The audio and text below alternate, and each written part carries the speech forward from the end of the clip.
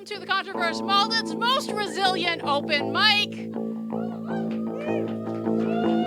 We have a very full and very excited house tonight. I am super thrilled. We've got Ethan on bass. Everybody, please give it up for Ethan. Without whom we would all suck. For those of you watching at home, if you are watching this out of order, this is the second show after Jeff died. We're all super fucked up still, but that's okay.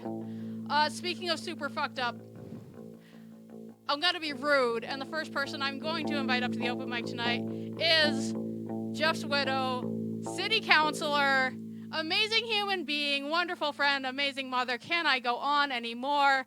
Please put your hands together for Ari Taylor.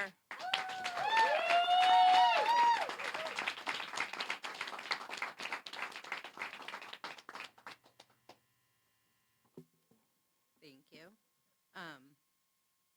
So I'm reading one of Jeff's poems, and, in the mic, I'm not good at this. I'm reading one of Jeff's poems. He wrote it April 13th, 2000. Today I left her crying, with little kids dancing in halls and TVs that only play the wrong station. Today I left her to smoke cigarettes on a cold porch because I couldn't stand not loving her tomorrow. Today she cried for me. All she wanted was for me to stay and hold her, but I left her, crying in the arms of lepers, bucolic walls, and lights that don't make any sense.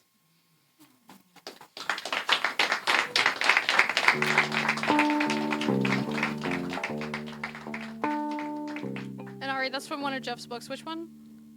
Heroes Make Better Sandwiches Than People. This is Heroes Make Better Sandwiches Than People, which, if it's not currently available for purchase, we are going to make sure that it does become available places. And hopefully by the time this goes on the interbuts, I will have some information down here about how you can purchase things and support both living artists and dead ones. There will be some information later on in the show for people who want to support the Taylor family, because I don't know if you know this, but we're living in like late stage capitalist hell, and having a spouse die on you sucks ass. It's real bad. Anyway, Jason M. Rubin, would you like to come up here on the mic after all that? Yeah, I'm sorry. I'm just going to be rude tonight. Give it up for Jason.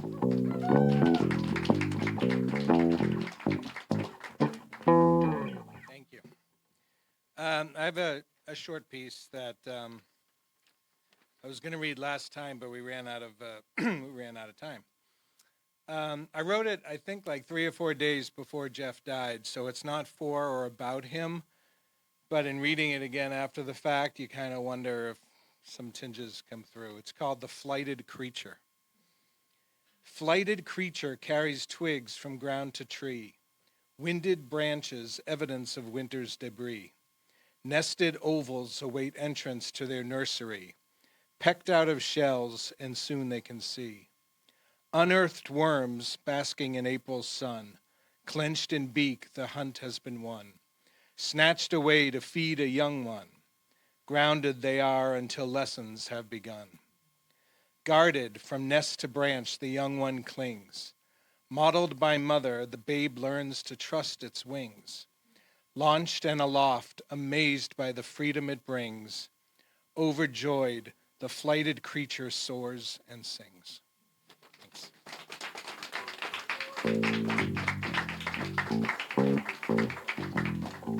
Thank you, Jason M. Rubin. Next up on the mic, I've got somebody who's going to take just a second to get up here, so if they can get themselves ready, you all are really in for a treat. Alexa was part of the Garage Poets online open mic that Jeff and I started in 2020. You were one of the founders on that one. And she always brings amazing stuff up here. Come on up. Everybody put your hands together for Alexa.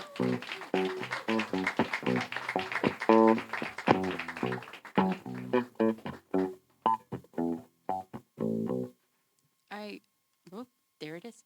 I wrote this a few weeks ago. It's the newest shit I have. Self-care while processing your death, for Jeff Taylor. The shock rippled through me like a stone on waves. I'm surprised by how much it hurts. I made lunch thinking of the warmth of love in your wife's voice whenever she spoke of you. Saw your social media last updated yesterday with hopeful posts of upcoming events. Drank water, watched your videos. I thought of your children losing a parent who lived for their smiles. Almost broke down. I took a shower but couldn't wash away the sadness. I'd wanted to watch it spiral down the drain, but only soap went away. It still doesn't feel real. The random cruelty of death's choices. How can there be only memories and sadness where a human should be? There should be more memories, more you, less sadness. Got dressed, went outside, thought about all the times I couldn't show up for you, but your smile was the same every time I did, shining in my face, making me smile in reflection. Thought about how much I will miss the certainty of you. Finally cried. The burden lifted, but just a little. Reclined in a chair with a cat curled like a crescent moon on my chest, hearts touching, echoing love, receiving solace.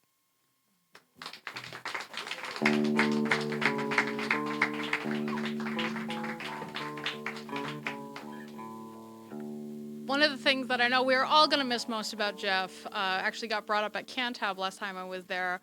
Miles brought up the fact that you would have, poetry slams and other open mics, and you'd have sad poet, sad poet, sad poet, and then Jeff would come up with his Yoda ears clown act and break the tension. And of all the times that we need somebody to come break the tension. Oh. Anyway, after that, I'm gonna have to invite somebody new up to the stage. Chris stumbled in here today, did a great job. Everybody, please put your hands together. First time on the mic, Chris.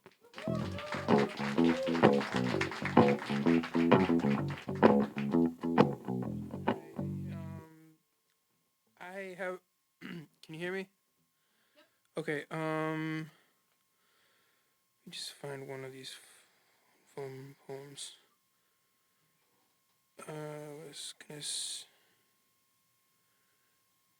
Sorry, 1 second.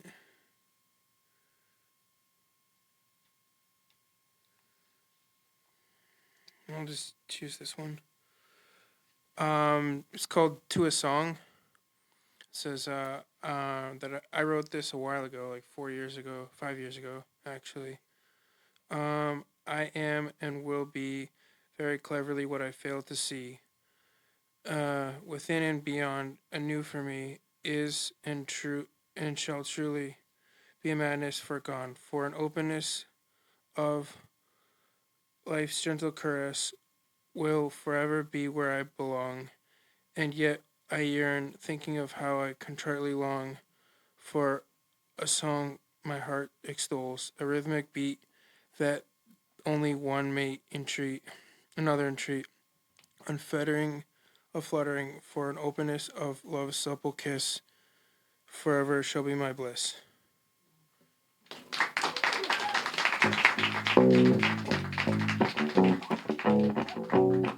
Give it up for Chris. Chris, was that your first time getting recorded doing this?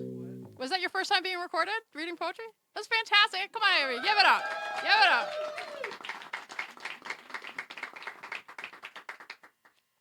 Next on my list, I have somebody who decided it would be funny last week to surprise me with a feature. Like, oh, hey, you're coming to the thing. Oh, hey, you're the feature. Ha. No, I'm just kidding. Anyway, we love Decker. She's been a previous feature on the show. Big friend of the Contro-Verse. Please give it up.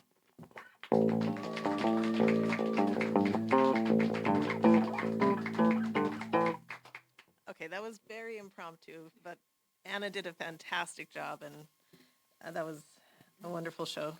Oh. So let's see.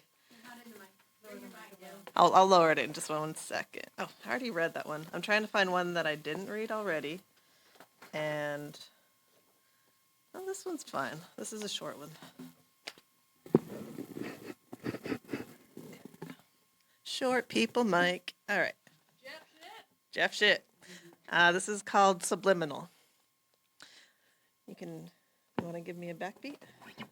Always on this one. The letters on the screen are inhabited by people who want to kill you.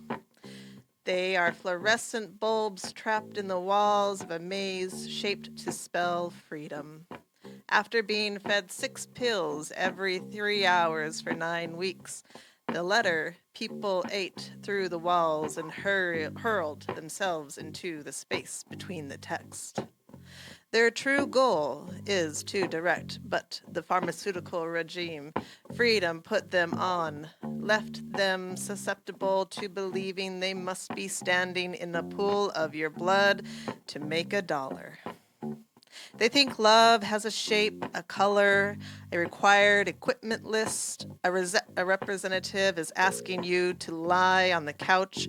A profile has been created for you. You will be prompted to select a legacy administrator. Press spacebar to continue.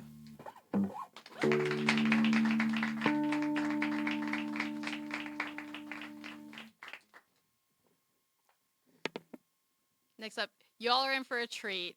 We have Rat here, one of Jeff's longtime collaborators, and also a garage poet before I was a garage poet live, who's going to be performing one of Jeff's longest and most ridiculous pieces with Ethan.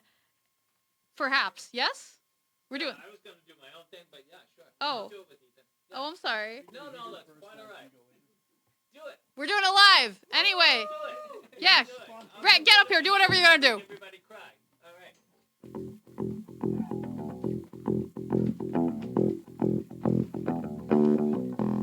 A History of Projection by Jeff Taylor.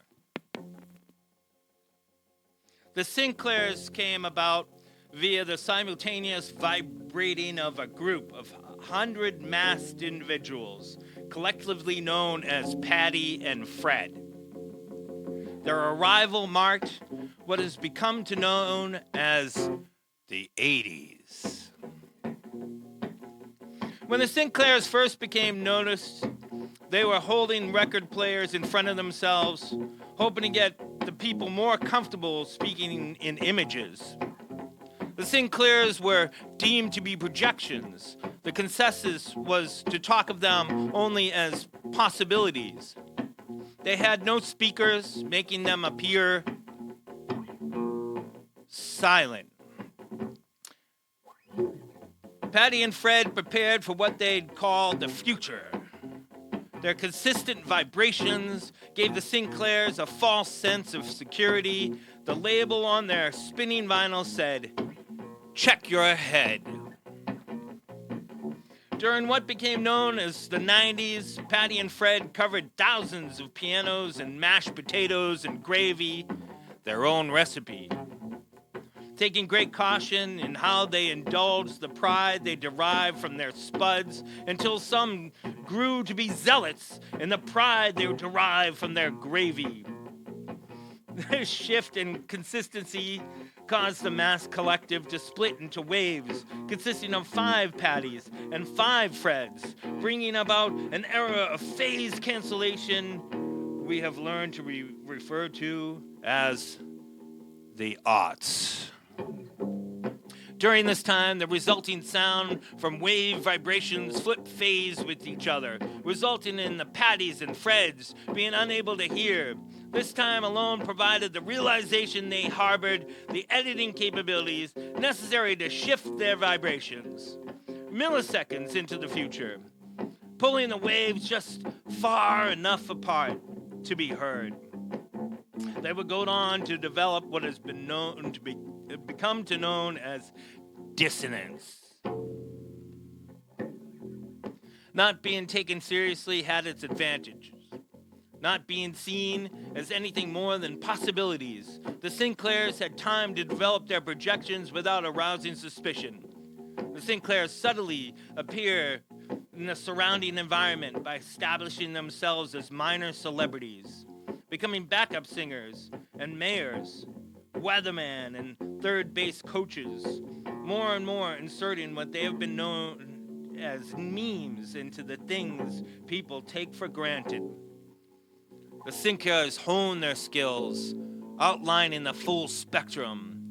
They met by the hundreds, convening at secret institutes appearing to be old age homes and wind turbine factories. The Sinclairs codified their ideals, collaborating on methods of incorporating their projections into the hearts and minds of the people. The consensus was, this was not the right time to reveal the source of the memes. The possibilities are what we make them so attractive. The realization brought about what has been known to become to be known as the internet.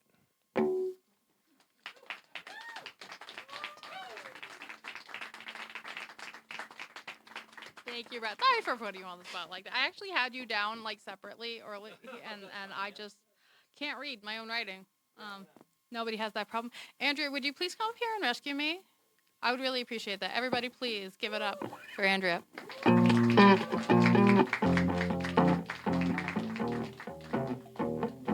I've got you. I've got you, but who's got me?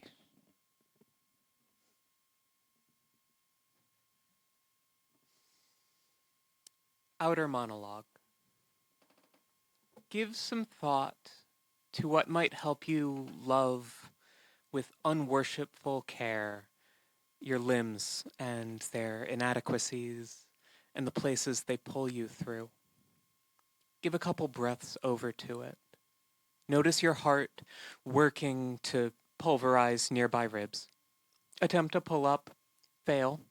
No witnesses. Settle for a push-up. I love you less than I suspect I should, but more than I say. The moon, over the gas pump later, with the cold, unshakable on your scalp, seems slight and far away. It will be back in a couple weeks. No one is asleep for whom you can or ought to speak. A couple on the next day's bus argues hand in hand, leaning into each other's shoulders.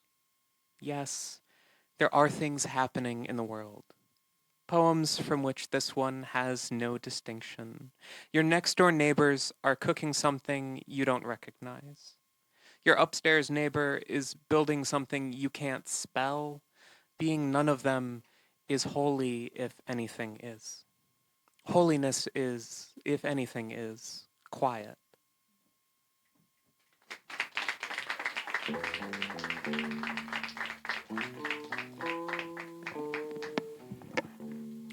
I can be a tall poet. I can do it. Next up on the mic we have Callie. Do you also need to? You think you do? Everybody, put your hands together for Callie. Andrea said I should read the makeout poem. So here's the makeout poem.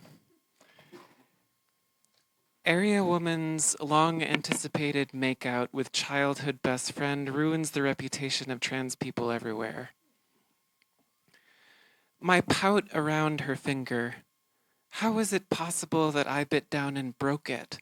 How was it possible that appetite, the rock, was named before we knew it made up teeth? How's my enamel hardness 5, halfway from copper to garnet, but my forethought? 1 out of 10, fucking talc. How can both bone and shout come out of the same dividing and dividing of one cell? Is my instinct my possession? Was some lizard in my brain? Did some snake say, "Are you sure sex isn't food?" Was my mistake that I went hungry, or that I loved too much to overflow my plate? How is it possible that in a single day I can batter my body with opposite weapons, eating and not eating, and leave it in just as bad a shape as if it had no pilot? Didn't I want to be pointed at? Didn't I want to be stopped? Stoppered? With a snapping jaw, the only way to beg, please keep exploring. Prove I have a throat worth risky expeditions. Or did I need blood, the ringing tang? She was tracing my palate, the place where cork is said to slip.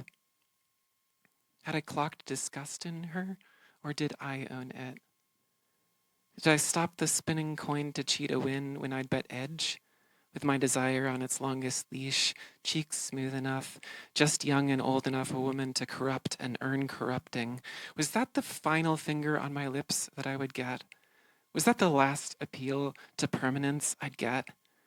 Is this tiny, tiny, tiny scrap of meat all that I get?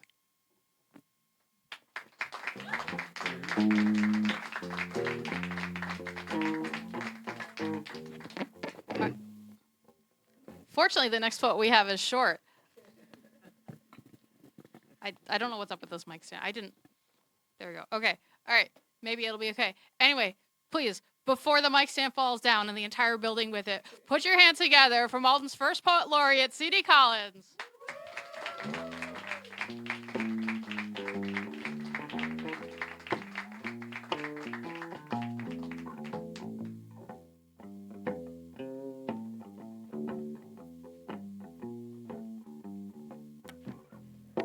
Somebody call me short. I was took a walk on the bike path, and I stopped, and there was a poem taped to a pole, and I was reading that poem, and I was like, well, "That's a great poem. Who wrote that poem?" And then I went down a little bit further, and I saw another poem. Same poet, Jeff. Beautiful poetry taped to the poles. I really appreciated that. So I'll appreciate you playing along with me. This is Lycopene. Lycopene is an antioxidant. It's what makes tomatoes red and grapefruits pink. Lycopene. Kentucky is a mountain, and I'm a feline inside of it. I'm a wildcat, a bobcat, a stray cat. I'm the glass lion I gave to my father to let him know I believed in him. I'm part girl, part boy, part God Almighty, part incense. I light the wands, a fragrant bonfire that draws coyote and grandmother mice. The old stove opened at the top, and we dropped in chunks of blue-black coal. Our world had become small, the 4 feet around our pot-bellied stove. We brought pickle relish in from the pantry, the canned string beans, and the blessing of the red tomatoes. My brother brought in a frozen puppy and breathed for it. Live, he prayed, live. Our friend was taken down that same year as she sat on the concrete knee wall outside the gay bar. A car stopped, and 5 boys jumped out and grabbed her, took her out to Old Ironworks Road, and made it so she could never be the same. She was loved by everyone who knew her. But those boys didn't know her. They saw a round woman with short red hair outside the rumored bar, and they wanted fun or to ruin. We came to her and pressed our bodies into hers, and our splintered light filtered through.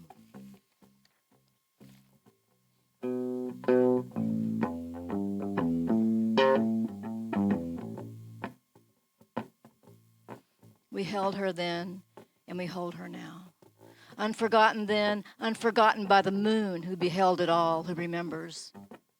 The moon's surface is a fine reflective dust, and I am a flash of light inside it. Her surface has many craters, and all the craters come from impact. Bear me up for these hours and days, for I am willing to tell you, to chant like wind chimes made of bones. Bear me up, and we will hold the rich life of it. Come gather, sit around the table, and I will open the jars of tomato and winder.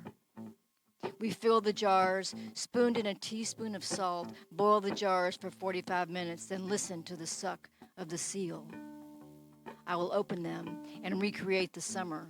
Have you heard the bobcat's lonesome howls at night and the taste of lycopene? We will last forever. We will not last long.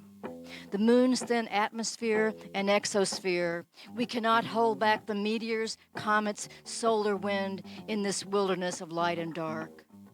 The unfathomable known and unknown. the frozen and seared creature still living inside it. We are a surface with many craters formed by impact.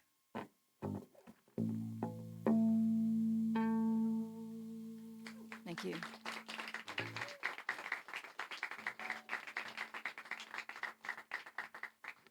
Give it up. And remember, if you guys, my head's not. Come on. Anyway, this is what happens when short poet's on the mic.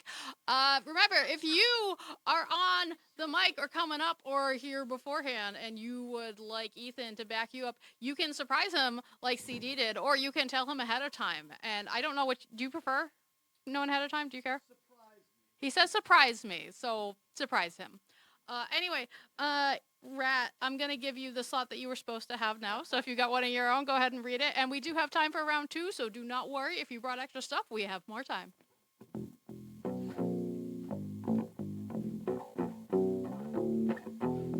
Hi, everybody.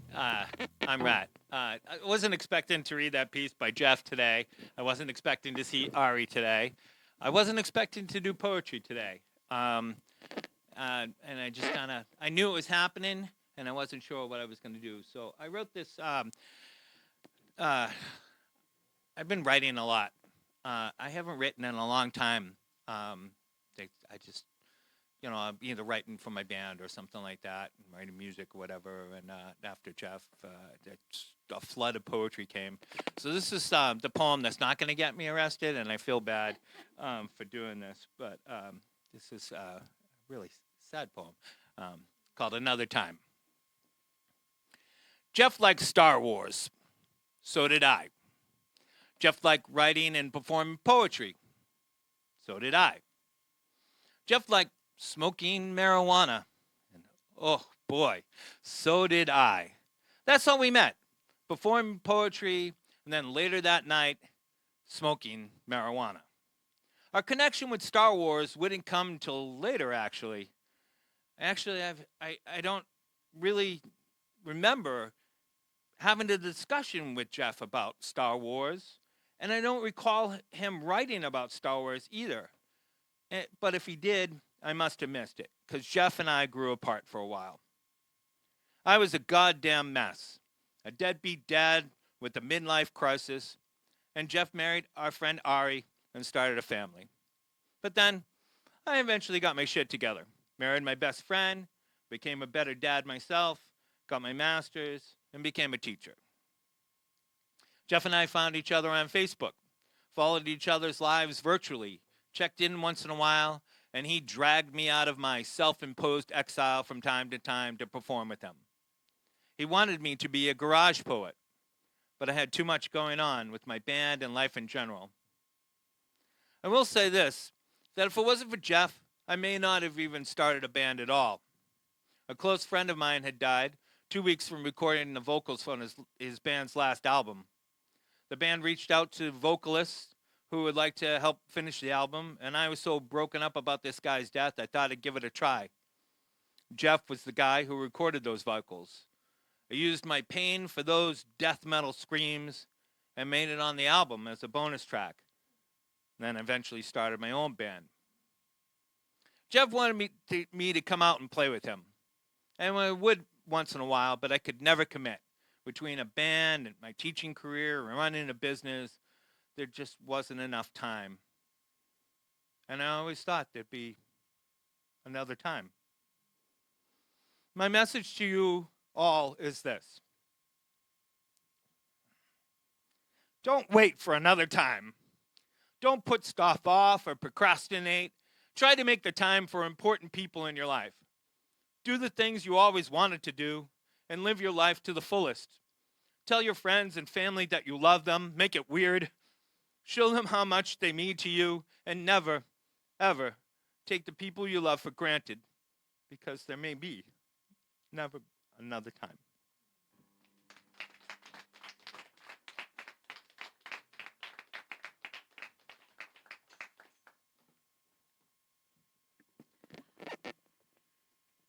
Thank you, Rod. There is going to be a thing in Malden in July. Celebrating Jeff's 50th birthday and his art and how much we're all screwed up about him not being here to make more art. And there will be resources available shortly for folks who want to participate or just keep up with the news as this gets planned out. And maybe that link will be down here too. I don't know. But I don't want to have it ready for the people in the room. Anyway, stay tuned. Find us on the things. Y'all want some new shit? It also sad. New sad shit. So this is becoming a thing where I write a thing at work, but I don't finish it, and I have to like scribble in the last lines here. So we're gonna see. This is steaming hot fresh shit. Yup. And it's got a title which is great. It's called Daffodil Induced Time Loop. I only plant bulbs because I can't be trusted to tend a garden year over year. I need something more trustworthy than a seed, fat and full of next year's promise. Our dog died one-eyed in our house, buried her in the back where the neighborhood squirrels found a lovely soft spot of disturbed ground to stash their stolen daffodil bulb. Fast forward to moving day, and we couldn't bear to break up the bulbs, 100 daffodils in a crowded solid circle over her bones. Before my boyfriend died, I felt his comforting gaze on me as I touched every flower bud, reached up to smell the magnolia tree. It's nice to be beautiful for someone. The daffodils weren't quite in bloom yet, eager shoots and buds at the ready. When he left, I sent him pictures. Now there's sinkholes in my time stream. Every spring dragged me back to when I was close enough to touch him. Groundhog's Day, catastrophizing, fantasizing. I find myself trying to triage disasters I've seen. If I were to go back in my own body, which ones have levers close enough to me? Which ones have levers at all? Which ones I might be able to make a change in? There's a misconception when it comes to triage that you are deciding who lives and who dies, when in reality it's the severity of the injury, the limits of human capacity. We can't be in two places at one time. The same stitches can't sew up 100 wounds. Something has to give. I live in linear time, but my mind can't seem to keep pace. It keeps on falling back into whirlpools, cracks in the pavement, familiar murder basements, sprouting green shoots in tight circles. Every spring, the same thing. March and they pop up. April, they open. I hope flowers bloom where you fall. And I'm falling again in the direction you can't point to. April again, and we get the second phone call. March again, and it's snowing in the strip mall. March, and she asks me if my husband is with me. April, she calls my husband instead. I tell him not to let me run for school committee again. If I listen to songs to miss a funeral to, someone else's arms can be his for just a moment. And I know again what it's like to cry until your skin melts. It's April, and I'm trying to make sure that it's not about me. It's April, and I am a feral animal standing over his body. I wish men would stop dying in the spring. Every church gearing up for their loud announcements that men can rise from the grave again. It's been more than 3 days now. It's March, and the show is 3 days after he died. It's March, and there's something horribly wrong. Part of me knows this is the last time. I'm not ducking his calls. I'm just not wanting to hear that this is the end of us, that losing his father to terminal cancer was just too much to bear. There's no future for us, just something to pass time till his wife arrives. I wonder if she was there in the ditch. It's April. I'm talking to his father at his funeral. He wants to write a poem about it, surviving a heart donation just to lose your child to a heart condition. It's April, and I've been every kind of widow, but the real thing, it's April, and I am in the ER for 9 hours with my husband on oxygen while people with more emergent cases are waved in. I'm not mad at the staff. It's just the nature of Friday nights. There's a man in a gurney they don't have a bay for, cop watching him like a hawk while he alternates between complaining and joking. There's no knowing what landed him here, what earned him a uniformed chaperone. I just want to go out there and tell him he's loved, that I'm glad he's alive, that I hope that he lives. They can't get the numbers out of the 80s, and it's March again, and I'm lost in another daffodil-induced time loop. I just wasn't ready is a poor explanation when your triggers bloom every spring. Actual stages of grief part infinity. Every death brings you back to grieving.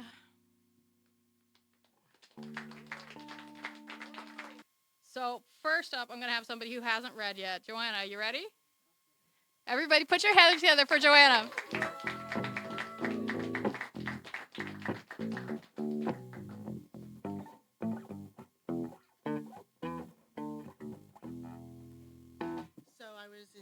inspired by Rat tonight. I'm gonna be brave as fuck right now and actually read something that I wrote 13 years ago and haven't looked at in 13 years ago. You're right. It is bullshit. It was a while ago, but I would never want to read my shit in front of other people that are better and as impressive as y'all have been. Definitely would never have read my shit in front of Jeff. So I'm going to be brave and read this tonight. And Jeff, don't judge me too harshly. And just know I have not ever read my poetry out loud. So, brave shit. Tuberoses, a symbol of sensuality and of danger or forbidden passion. The night blossom, as it was once called, was thought to be so potent that it could overwhelm one with desire and take over one's will with its scent alone as nightfall came. The delicate blooms were once used for their medicinal benefits. They aided in relaxation and the release of emotional blocks, as well as treatment for frigidity and impotence, but its reputation changed as time passed. In the Victorian era, the tuberose was feared and associated with death. It was believed the very sight of them growing or to smell the fragrance of even a single rose alone in a room was an omen of one's death, doom, or demise. This reputation did not sustain. Its association with the sensual, loving, forbidden passion has lingered the night air that carries its aroma. Regardless of the interpretation, the power of the deceptively simple blossom of small white blooms is clear. In many ways, the tuberose is emblematic of my very essence, my energy, my driving life force. This journey of unlocking and rediscovering who I am has led me back to the sensual core that drives everything I do. I'm transfixed by the woman I've discovered has been lying dormant inside me for so long. Always within me, pulsing through me, she patiently waited. Now she has awakened from her slumber along with the tuberose and is gently stretching out, growing comfortably growing comfortable in this skin. I speak of her, another, separate from me, who writes these words upon the page. I haven't learned yet how to fully surrender my will to her, so I yield, letting her guide and push me beyond the boundaries I've long held for myself.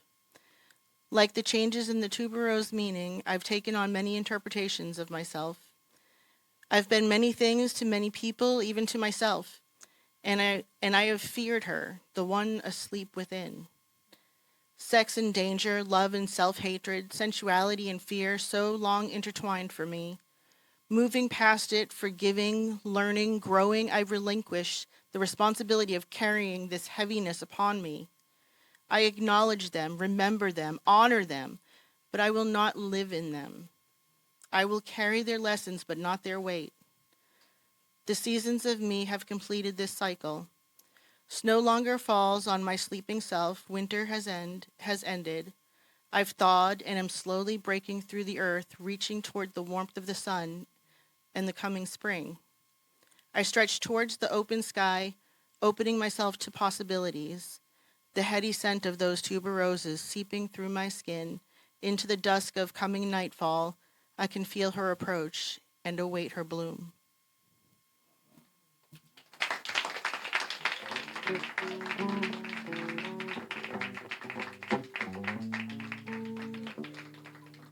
That was fantastic. Everybody, give it up. Give it up.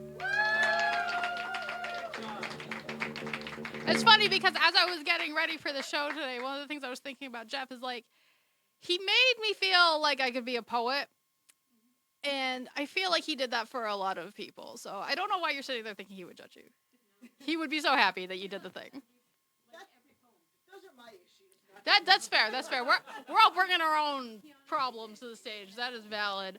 All right. Next up, I am going to invite another person who hasn't spoken yet. Nicky, are you ready? Put your hands together for Nicky.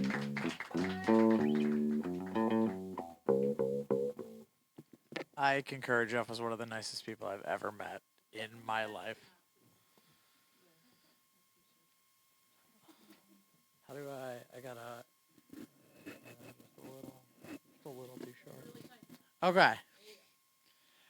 This poem is just kind of funny. I moved to Manchester in 2011, and you guys live in a city. It's called Welcome to Manchester. When you make eye contact with a stranger at the Prime on Elm Street, there's a good chance he'll ask you for a cigarette. And if you give a random stranger at the gas station a cigarette, he will ask for a lighter.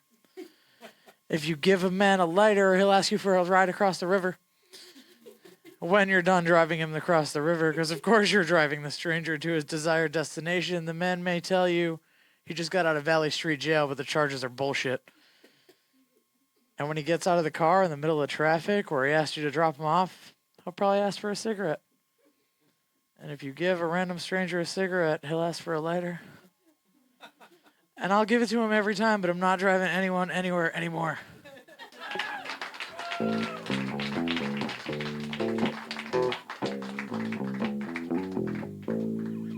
That reminds me of a story that is too long to tell on this mic, but remind me later. Rose, are you ready? Do you have something? Everybody put your hands together for Rose.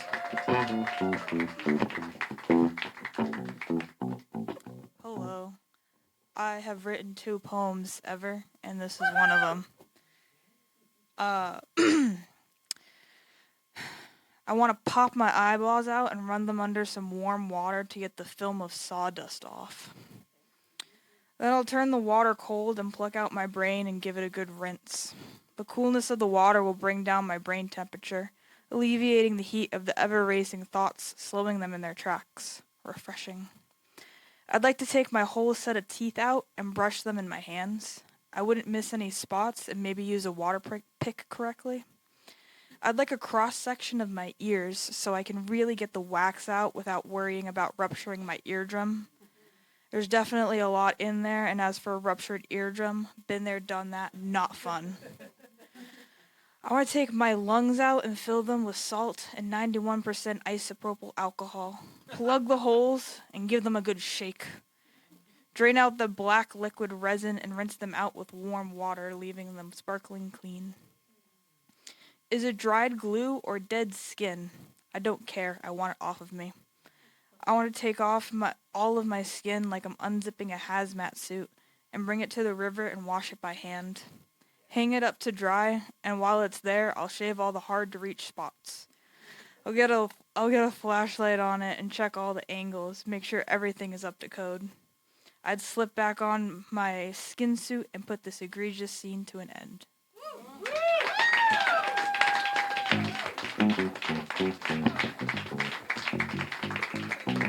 I love any poem with a skin suit in it. All right, Jason M. Rubin, are you ready?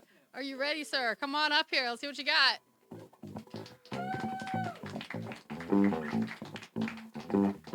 I think I'm just going to crouch.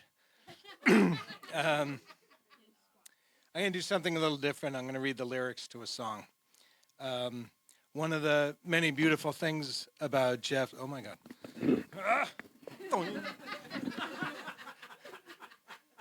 One of the many beautiful parts of Jeff's funeral was the music. And after the fact, I started thinking, what songs would I choose for a dead poet's funeral? And I remember this song from Canadian singer-songwriter Bruce Cockburn. It's called Maybe the Poet. So I guess I'll dedicate it to Jeff and to all of us. Boy, it's really small. Maybe the poet is gay, but he'll be heard anyway. Maybe the poet is drugged, but he won't stay under the rug. Maybe the voice of the spirit, in which case you'd better hear it. Maybe he's a woman who can touch you where you're human. Male, female, slave or free, peaceful or disorderly. Maybe you and he will not agree, but you need him to show you new ways to see. Don't let the system fool you.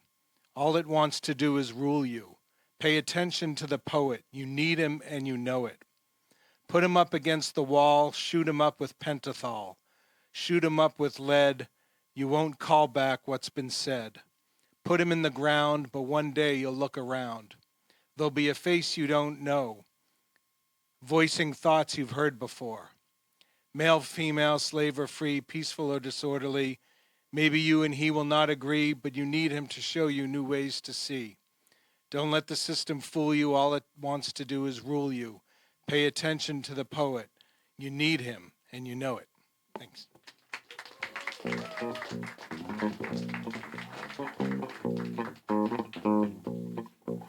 I think that's the first time we've had somebody read liner notes. Everybody's excited. New things today. Alexa, I heard you have another thing. You want to read it for us? Come on up here.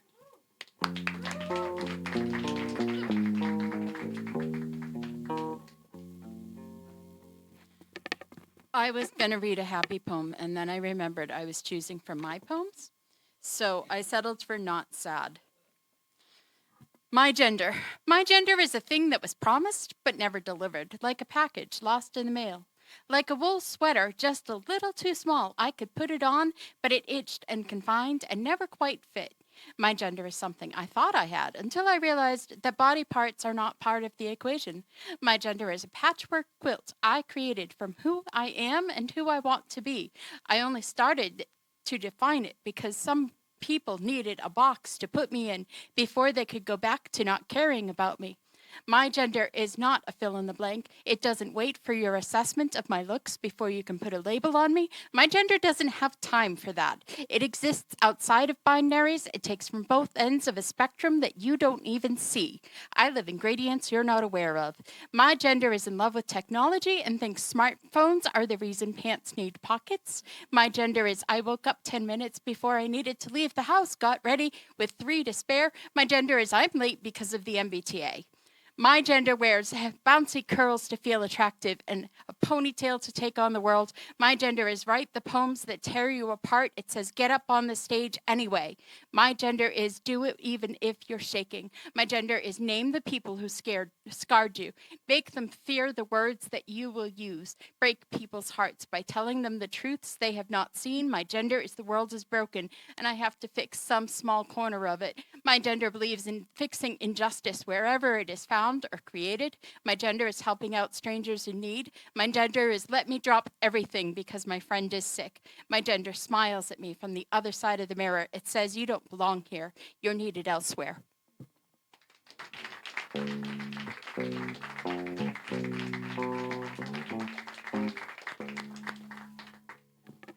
I am keeping an eye on the time. Not everybody is going to get to do a second one, but Callie, since I don't remember you being here very much, would you like to take one of the slots? No? Come on, everybody, put your hands together for Callie.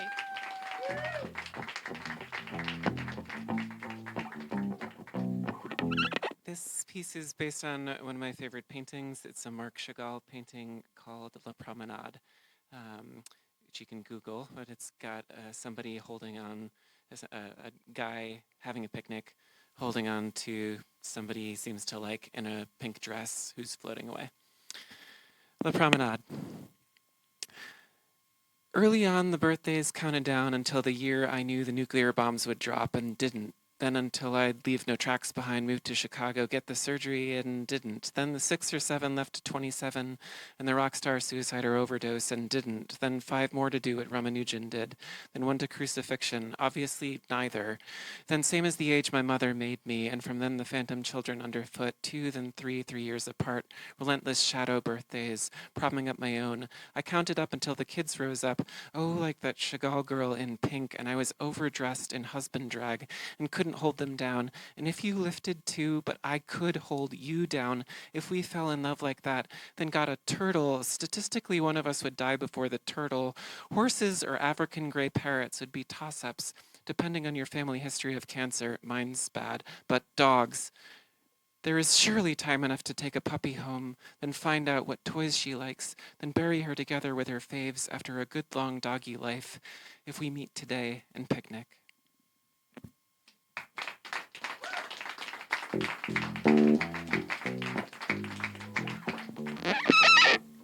fun anecdote. I can't really hear very well, and my husband isn't allowed to talk, so we've been trying to learn sign language. And the problem with that means that I think that I can just sign at people in the room and they'll just understand me, which is not the case. Chris, I was asking if you have a second piece or not. Oh, yeah, I do. Yeah, you do? Come on up here.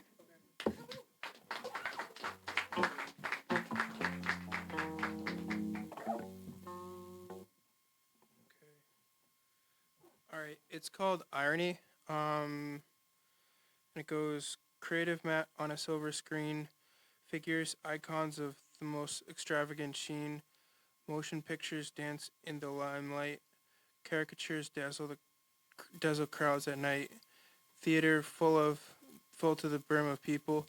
People sit in unison in trance to watch the recordings of actors move the minds with syncopation, mesmerize. Gimmick sounds emulate, mimic the dance of accelerated slideshow, reel-to-reel, hook, line, and sinker. An audience is devolved into phonograph with photograph. These are the funny people. They are the ones of emulation, devoid of energy, sit to defy the throes of time, for entertainment, for communal emotion, stolid and impure essence of what is cinematic magic. This is a night at the movies. This is a night with the utmost ironies. The American dream wrapped in cutscenes. The neural tantalization of electronic stimulation. The fuses of fantasies refract to an audience numb to interact. Amuse the masses. This is the irony of the minds with syncopation mesmerize. The irony of a night out with the family, wax. Don't let anyone ask why. The irony of cinematic robotic joy, wax on, wax off. Is the deviation of neural mechanization of the from sound reverberation to lithographic reaction. It need not be more irony in the night with familial presence to familiar with the ploy. Enter, exit of the time, energy expense to the irony of the American dream. Creative mat on a silver screen. Figures is strange from the reflection of icons of the most extravagant sheen. Motion pictures dance in the limelight. Irons with exquisite curtain call. The demise of the American dream ends on the silver screen. Masses without masses. Photographic photons. Platonic, so ironic. Is the American dream fuse phonograph with photograph. That's just...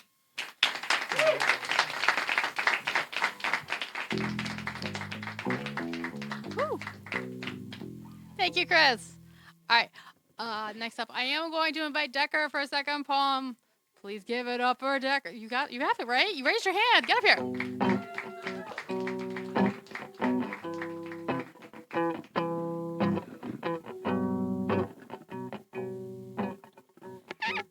So I wrote this poem after a conversation with my friend March, who also featured here. And I figured Jeff was a friend that was taken too soon. And I think he would have liked this poem. Do you want to back me up? Yeah. It'd be a cosmic trip. How about that? This is called Orange. You know that friend who knows everything and blows your mind regularly? I have that friend.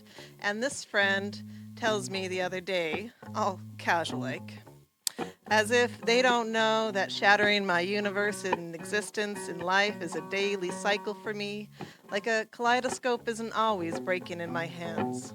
So they tell me, as if it were common knowledge that the Webbs, the Hubble scopes, had discovered that, and I quote, the universe may be older than originally theorized, which led to changes in cosmology theory, such as the idea that our universe is inside a black hole that is inside another higher dimensional universe. I have been freaking out about how we are inner space, not outer space. I marinate in this mesmerizing thought, soak the folds of my cranial crevices, peel apart slices of mandarins, and seep to the conclusion. And here's how I'm imagining this cosmos encompassment.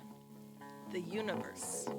This hazy fluff of physics is like the white stuff, black holes, not Oreos, wrapped around veins, pumping a pleasure of blood, orange slices, multiple galaxies, and all else life forms, the pulp contained inside the skin of an orange. Thank you.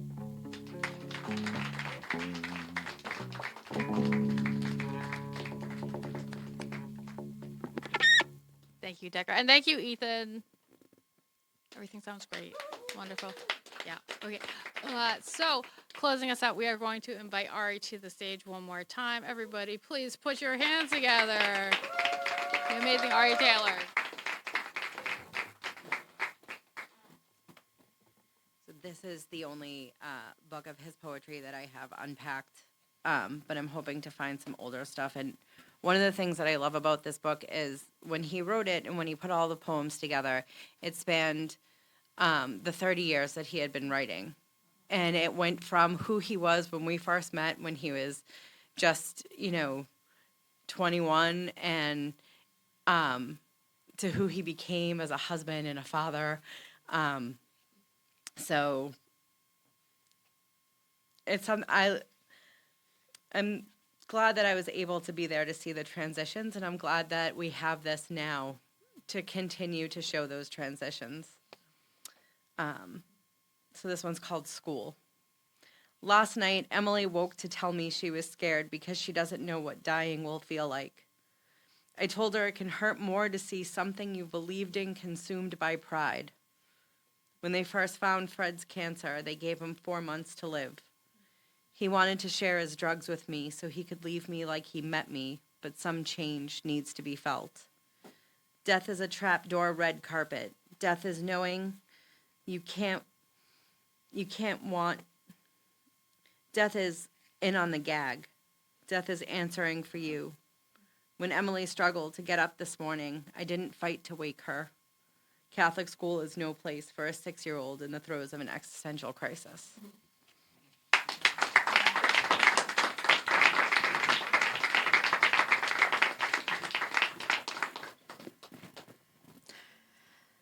And if you have not already, please contribute to the Taylor Support Fund. Jeff and Ari made the extremely unique decision to have 3 children 6 years apart each. So there are 3 kids in very different stages of their life right now who just lost their dad, and we want to support all of them. That is going to be our show for the night. Thank you all for being here. Thank you to Anne, to Tim, to Therese, Greg making sure that we're actually doing the cameras and everything. Support artists when they're alive. Support everybody. Seriously, like, guys, it is so rough out here right now. We got to be here for each other. Nobody else is going to do it for us.